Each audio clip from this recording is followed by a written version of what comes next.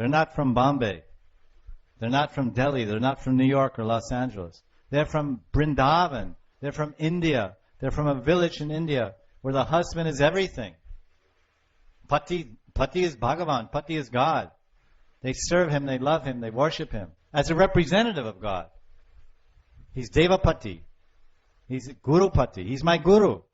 He's teaching me about God. He's inspiring about God. He's my everything. He inspires me spiritually. He fills me with happiness. He protects me, provides for me.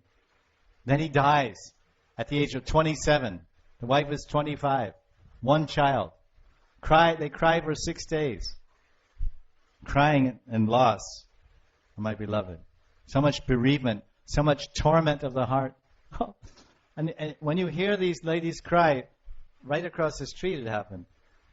The whole neighborhood is crying. The trees are crying. The birds are crying. My heart is like a rock.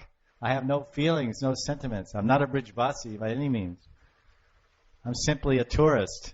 I'm a tourist. I'm just passing through. I can't see anything of Vrindavan. I don't understand anything of Vrindavan. I'm simply here by the grace of Guru. By the mercy of Guru, he's allowing me to sit here and be a spectator, a witness of prema, prem bhav, a witness of human beings having real dealings based on mutual appreciation, mutual cooperation.